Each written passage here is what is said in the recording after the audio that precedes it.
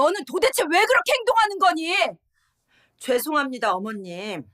안녕하세요. 저는 이 집안의 둘째 며느리예요.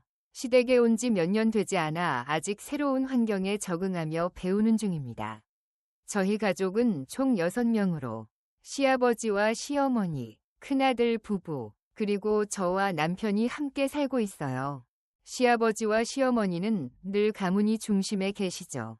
특히 시어머니는 전통과 예절을 엄격히 지키시는 분이라 저도 자연스럽게 더 조심하게 됩니다. 큰며느리 언니는 세심하고 약간 보수적인 성격을 가진 분이에요. 언니 옆에 있으면 저도 행동 하나하나 더 신경 쓰게 되더라고요. 둘째 며느리로서 아직 부족한 점이 많다고 느끼지만 시댁의 기대에 맞추려 늘 노력해요. 솔직히 말하면 그 기대가 때론 부담스럽기도 하지만 잘하고 싶다는 마음이 더 커서 웃으며 버텨내고 있죠.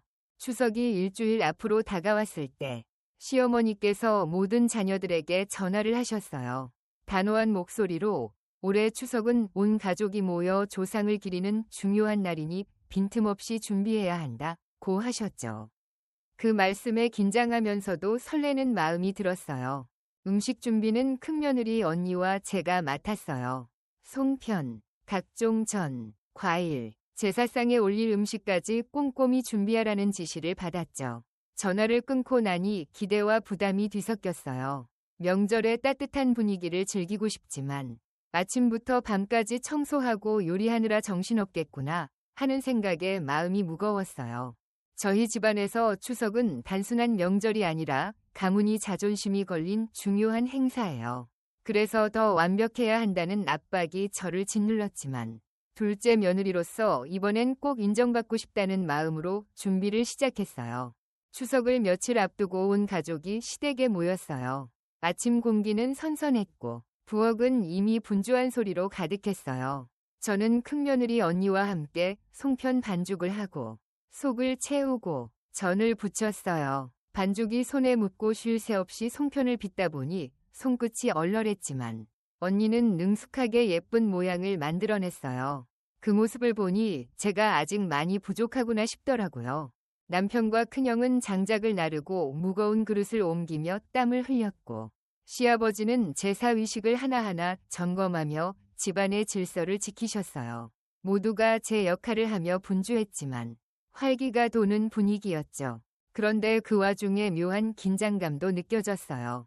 특히 시어머니의 눈길은 늘 날카로웠어요. 송편은 반달처럼 고르게 빚어야 해. 저는 타지 않게 얇게 붙여야지. 세세한 지적에 순간 긴장했지만 실수하지 않으려 더 집중했어요. 큰며느리 언니는 그런 지적에도 익숙한 듯 차분히 대처했지만 저는 아직 그만큼 여유롭지 못했어요. 일을 하다 문득 친정이 떠올랐어요. 명절이면 엄마와 송편을 빚고 장난치며 도와주던 남동생의 모습이요. 그런데 동생은 해외에 나간 지 벌써 5년.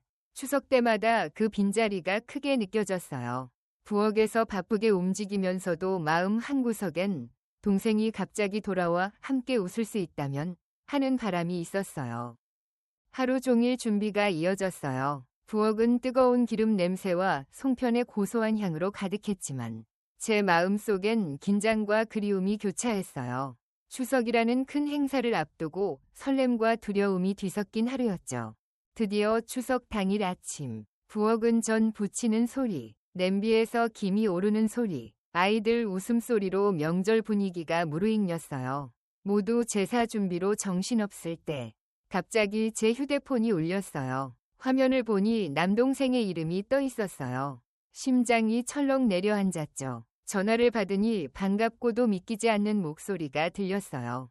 누나, 나 한국 도착했어. 지금 공항이야. 5년 만에 돌아온 동생의 목소리에 숨이 막힐 것 같았어요. 동생은 피곤한 목소리로 오랜만이라 설레는데 길도 잘 모르겠고 시간 되면 나 좀 데리러 와줄 수 있어? 라고 했어요. 눈물이 핑 돌았지만 동시에 걱정이 밀려왔어요. 지금 모두 제사 준비로 바쁜데 제가 빠져나갈 수 있을까 싶었죠. 용기를 내어 시어머니께 말씀드렸어요. 어머니, 제 남동생이 5년 만에 귀국했어요.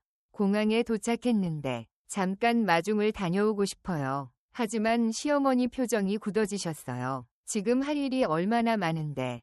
제사도 곧 시작이야. 너까지 빠지면 준비가 엉망이 돼.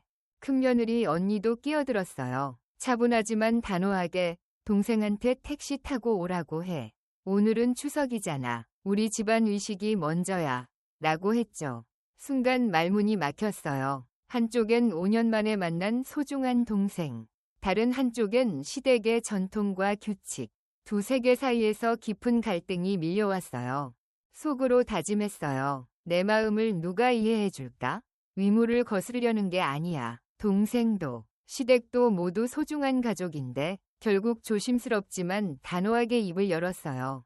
어머니, 추석이 얼마나 중요한지 잘 알아요. 며칠 동안 열심히 준비했잖아요. 하지만 동생은 5년 만에 돌아왔어요. 아무도 마중 가지 않으면 서운할 거예요. 잠깐 다녀오는 거니까 이해해 주세요. 시어머니의 얼굴은 더 단호해졌고 목소리도 높아졌어요. 이 집에 들어온 이상 우리 규칙을 따라야지.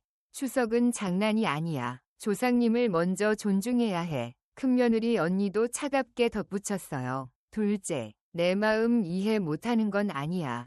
하지만 지금은 시댁이 우선이야. 동생은 택시 타고 올 수 있잖아. 왜 일을 복잡하게 만들어? 더는 참을 수 없었어요. 목소리가 떨렸지만 용기를 냈어요. 언니, 택시 타라고 쉽게 말하지만 5년 만에 온 동생이에요. 가족이 따뜻하게 맞아주는 게 중요하지 않을까요? 언니도 동생이 그리운 마음 아실 거예요. 그 마음 모른다고 하면 너무 냉정해요. 분위기는 점점 팽팽해졌어요. 시어머니는 화난 표정으로 저를 보셨고 언니도 제 말을 받아들이지 않았어요. 남편과 큰형은 눈치만 보며 끼어들지 못했죠. 마음이 무거웠어요. 저는 의식을 무시하려는 게 아니라 친정과 시댁 사이에서 균형을 찾고 싶었을 뿐인데 제 진심이 전해지지 않아 답답했어요. 결국 결심했어요. 시어머니와 언니의 반대에도 불구하고 공항으로 향했어요. 동생을 혼자 두고 싶지 않았어요. 공항에서 만난 동생은 조금 야윈 모습이었지만 저를 보자마자 환하게 웃으며 누나 하고 불렀어요. 그 순간 눈물이 핑 돌았고 어떤 후회도 없었어요. 하지만 집으로 돌아오니 제사는 이미 절반 이상 진행된 상태였어요. 거실은 엄숙한 분위기로 가득했고 시어머니의 표정은 차갑게 굳어 있었어요. 큰며느리 언니도 한숨을 쉬며 저를 쳐다봤어요. 동생을 가족들에게 소개했지만 분위기는 무겁고 어색했어요. 동생은 천진난만하게 인사했지만 저는 속으로 미안함이 밀려왔어요. 내가 너무 경솔했나? 추석 분위기를 망친 걸까? 죄책감이 가슴을 짓눌렀어요. 그렇지만 제 선택이 완전히 잘못됐다고는 생각하지 않았어요. 5년 만에 동생과의 만남은 저와 친정가족에게 너무나 소중한 순간이었으니까요. 이번 일을 통해 많은 걸 깨달았어요. 한국의 전통 가정에서 추석은 조상에 대한 예와 집안의 질서를 지키는 중요한 시간이라는 점. 하지만 개인의 감정과 가족 간의 애정도 소중하다는 점을요. 명절은 서로를 이해하고 존중하며 함께하는 시간이어야 한다고 생각하게 됐어요. 시어머니와 큰며느리 언니가 제 마음을 완전히 이해하지 못했더라도 언젠가 제 진심을 알아주길 바랍니다. 저도 시댁의 전통을 더 존중하면서 친정 가족과의 애정을 균형 있게 지켜나가야겠다고 다짐했어요. 이번 추석은 쉽지 않았지만 갈등 속에서도 한 걸음 더 성장한 느낌이에요. 언젠가 이 기억도 가족과 함께 웃으며 이야기할 날이 오겠죠.